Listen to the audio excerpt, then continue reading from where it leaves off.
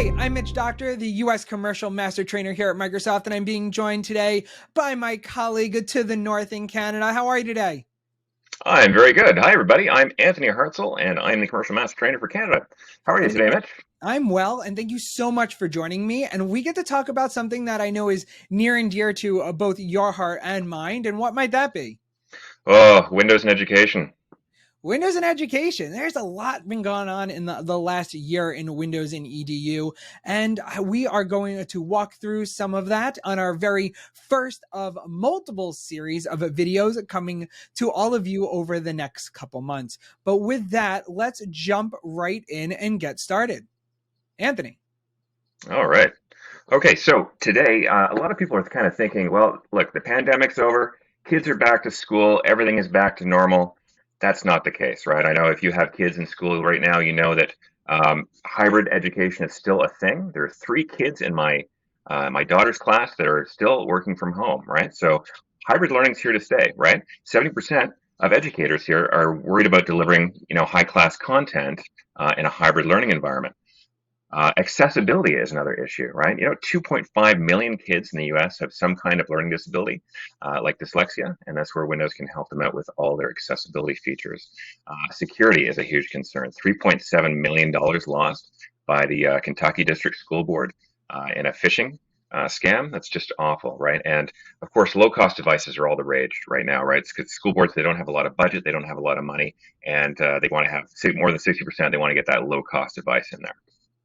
Yeah, I want to call something out there, Anthony. Again, can you think of a school district losing almost $4 million because of No. a cyber threat or phishing? Like, what can that school now do? Like, imagine like that's salary or new devices or new computers or new sports programs. Like, there's so much that could have been done with that money just to kind of curb a cyber threat. That's crazy. And look at the flip side too. Look at all the student information they probably lost, right? So, it's a huge, privacy concern as well. Absolutely agreed. Yeah. So, Anthony, I know we went out there and we kind of went and gone like, hey, what do teachers need? What do educators need? What do students really need out of a new device? So, what do we find? Right. So, okay. So students, they need something that's going to work with them and help prepare them for the future. And one of the things that I really don't like is I don't like that a lot of school boards use a generic math spreadsheet, right? They use something generic. They're not using Excel. And, when those kids, whether they graduate, when they go to college, right, when they go to university, and when they go into the workforce, right, they're going to have to become Excel wizards out there almost overnight. Wouldn't it be great if we kind of started now, right? So students have the needs. They need the tools. They need to succeed. They need to have like all of the accessibility functionality. Teachers, on the other hand, they have to tailor each lesson plan to every student. And, like teachers are overworked. They've got, more than 30 plus students in the classroom these days. And it's very hard to concentrate on each individual student. So being able to have a lesson plan ahead of time and have that electronic is absolutely fantastic. Um, Administrators, right? Administrators are all about the bottom line, right? They're like, yes, children are our future, but I have a budget of 38 cents, right? So they want to get the most bang for their buck that they possibly can when it comes to devices. And IT, of course, they want to be able to easily deploy devices across an entire school board, right? Wouldn't it be great if they could do it by having devices shipped directly to the school and never has to come to a central location? Wouldn't that be awesome, Mitch? It would. And I think the really funny thing is like you can think of school districts are 10,000, 12, 15,000 students and employees, and their IT team is how many people? Four, maybe if they're lucky. Right? Like, it's not like every school has an IT admin. And even if it's one school of a couple thousand educators and students, like, how's one person going to manage, 4,000 individuals and whatnot? So making sure devices are ready for IT, I think, is really, really important from a management standpoint for sure. Definitely. And with that, we have Windows 11, and Windows 11, of course, isn't necessarily net new anymore, right? With over a year already out, but Windows 11 for education is truly built around unlocking the full potential of a student and educators and even IT, for instance. So number one is education experiences designed for all. What do we mean by that? No matter who touches a Windows PC, whether they have learning disabilities or not, or looking to do STEM or looking to just do math, or no matter what they're looking to do, the idea is whatever the education experience they need, it can be done on a Windows 11 device. Also, it's incredibly simple to deploy, manage, and secure. When we think of those really small IT teams managing thousands upon thousands of devices and individuals, oh, it has to be easy. And it's also optimized performance on those low cost devices. And I know you mentioned that, Anthony, that 60% of EDU is a low cost device, but in the US, it's actually even higher. It's almost 72% here in the US of low cost devices under $300 going into the EDU space. So let's dig into each of these just a little bit more. And I think it's really important because having education experiences designed by all is really a why Windows story in and of itself. Other devices and other OEMs and not OEMs necessarily, but other operating systems and whatnot that are out there don't always just have all high definition video conferencing. And you're going to go, but why? Well, for those 3 students in your daughter's class that are still working from home, but Right. also in the classroom, technology is being used in the classroom at a desk every single day as well now. And being able to take advantages of like Teams for Education and reading progress and being able to use high definition video cameras and microphones to best capture what the student is working on and has to present to, say, their educator.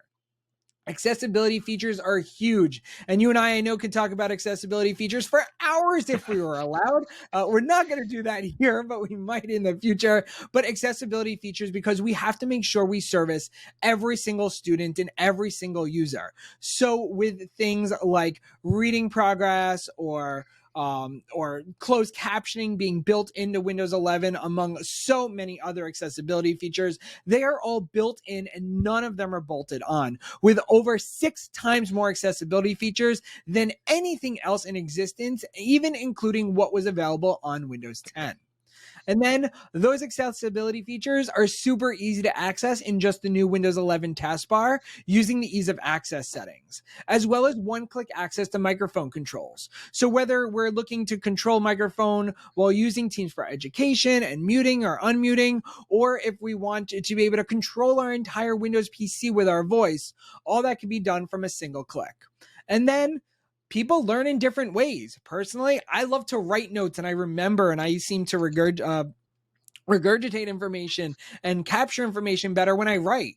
So we have touchscreens and we have flip and folds, and they work with pens or not pens, and we have really devices that fit any need whatsoever. And then I know we talked about simple deployment for a couple different reasons, and security, of course, is the number one. Blocking malware and security is built into every single Windows 11 EDU system from the end, from the get-go, no ends, ifs, or buts.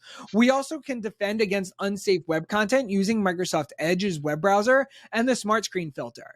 Because if you just go into a bad website, and we know students and teachers and anybody else, like rogue websites happen, and we hit on bad links, or we typed in something, a wrong letter before we hit .com, you will get a bright red page that says, do not go here. This is not a safe website. So we're really looking out and preemptively looking at security, as well as we're enabling single sign-on, and we're managing access and identities. So not so much the devices, and the devices are great, but every single user, every single student, every educator, every IT admin, every admin will get their name at schooldistrict.edu. And that is their individual identity. And then we can manage what access each of those identities get, making it that much safer going forward. And then being optimized for low cost devices is extremely important.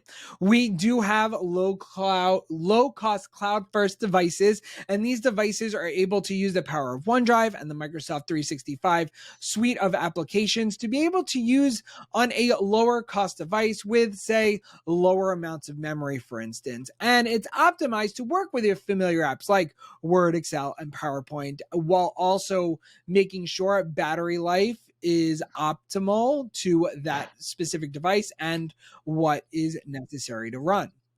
With that, we've also made a quick addition to the Windows family for education. And that, Anthony, I think you're going to tell us a little more about. Yeah, so this is really exciting. So Windows 11 SE, it's a whole new operating system, and it's designed just for the K to 8 crowd. Not necessarily high school students, but more so K to 8. Think of it as kind of the junior juice operating system, right? Not too, they don't need too much sugar, right? But it's got just enough for that K to 8 period there. So they're low cost devices, right? Usually they got smaller screens. They don't have a lot in terms of like power or memory, but they don't need it, right? They're designed to basically run one app at a time, whatever that student's working on at the time, being able to save it. They're pretty rugged. They're almost indestructible, and they have a really long battery life, and they're direct competition to some of the other low cost devices that are out there.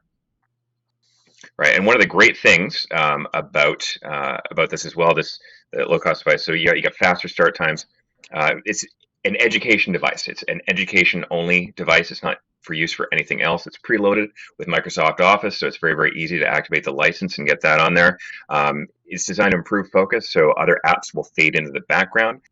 And IT maintains control over everything, right? So students don't have access to any of the settings in there. They can't get into trouble by changing things around, right? And it also works seamlessly with third-party apps, which is a huge thing in education, because you've got some teachers who are like, they're really young, they're just out of university, and they're like, yeah, I want the latest technology, I want to use it. And you've got like the French teacher has been teaching for like 90 years and just wrapped their head around, a different form of operating system. It's like, don't make me change. Well, you know what? You don't have to, because it works seamlessly with third-party apps, right? So you get the best of both worlds there. And I think it's really important to call that out, right? Because if let's say an educator is using Google Classroom and the educator in the school is not ready to leave Google Classroom, but maybe they're ready to leave their old devices behind and look at something new. Could you use Google Classroom on a device like this? Definitely. Right, and a Windows device will do a Windows SE device will do everything that a Google device will do, plus plus everything else that Microsoft is going to give you. Right, In because education, you can pretty much all the accessibility, right, and all the accessibility and the Office applications, all that's great stuff. Love it. That's awesome. And then these low-cost devices for education customers, there's multiple ways of getting them. If you're looking at some of the, say, Windows 11 for EDU Pro devices, whether you're looking to get a lot or a little, there's letters of eligibility. Our Shape the Future program for education hasn't really changed that much, but it has been upgraded to Windows 11. And of course, there's new Windows 11 SE devices. And this is really great at affordable devices at under $300 in the US or so, but it's also really good to pair up with maybe one of our lower end, maybe A1 or A5 licensing when it comes to our EDU licensing. And then I want to kind of finish our talk today by talking about Microsoft's real mission education. And that's by designing a learning environment that is equitable to all with a single unified platform. That means Windows 11 has everything already included within it, that it's inclusively designed, it's meant to accelerate the learning as well as foster well-being, while all on this foundation of a secure, future-proofed IT environment. And that's Windows 11, Microsoft 365, and Microsoft Teams for EDU all put together. Right. But I do have a question, and I don't know, Anthony, if we could talk about it. So I get a lot of conversation. I've talked to a lot of teachers. I've talked to a lot of sellers. And equity and equality are actually not the same thing. No, I know we had this conversation the other day, and it was kind of neat because it made me look at it a little bit differently. That grammatically, like, you think equality and equity, they're kind of the same thing, but when it comes to education, they mean like two distinct different things. And I think it's really fascinating if you're able to explain that. And before I switch over one more here, equality, everybody's like, well, yeah, everybody should have an equal shot at their education, right? But maybe not. Like, maybe what I need isn't the same what you need and isn't the same what our audience needs. Well, that's the difference here between equality and equity. Equity is to make sure that every student gets what they need individually to succeed. So as you can see here in this wonderful graphic, if a student's not tall enough to reach the board, well, let's give them an extra step stool. If a student physically can't interact with a board, let's give them a digital alternative. The idea is not to necessarily put everybody on an even playing ground, but to make sure everybody has the tools they need in order to be successful. And that is why Microsoft very much believes in equality. Sorry, we believe in equity in education rather than equality, as important as that might be. With that, that kind of brings us to the end of our discussion today. Thank you for joining me, Anthony. This was great. Thank you Oh, all thanks, for Mitch. listening, and we'll see you real soon. Take care, everybody.